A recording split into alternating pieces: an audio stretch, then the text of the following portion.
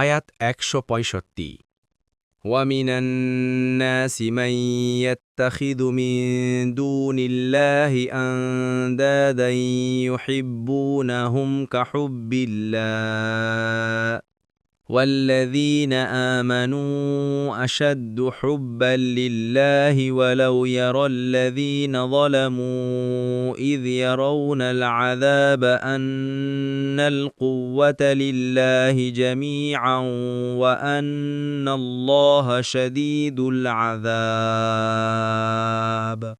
অনুবাদ: আর মানুষের মধ্যে এমনও আছে যারা আল্লাহ ছাড়া অন্যকে আল্লাহর সমকক্ষ রূপে গ্রহণ করে। তারা তাদেরকে ভালোবাসে আল্লাহর ভালোবাসার মতোই। পক্ষান্তরে যারা ঈমান এনেছে তারা আল্লাহকে সর্বাধিক ভালোবাসে। আর যারা জুলুম করেছে যদি তারা আযাব দেখতে পেত তবে তারা নিশ্চিত হতো যে সমস্ত শক্তি আল্লাহরই, আর নিশ্চয়ই আল্লাহ শাস্তিদানে কঠোর। তাফসীর ১ নং ফুটনোটের বিবরণ অর্থাৎ তারা আল্লাহকে যেমন ভালোবাসে তাদের মাবুদদেরও তেমন ভালোবাসে। এ থেকে বোঝা যাচ্ছে যে আল্লাহ তাআলার ভালোবাসা কাফেরদের মনেও ছিল, কিন্তু তা ছিল শিরকযুক্ত, একনিষ্ঠভাবে আল্লাহর জন্য নয়।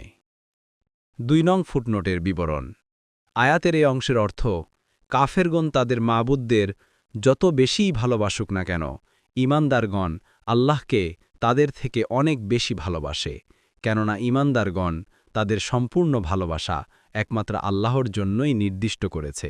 অপরপক্ষে কাফেরগণ তাদের ভালোবাসা তাদের মাবুদদের মধ্যে বণ্টন করেছে। ৩ নং ফুটনোটের বিবরণ মুফাসসিরগণ আয়াতের এই অংশের বিভিন্ন অর্থ করেছেন। ১.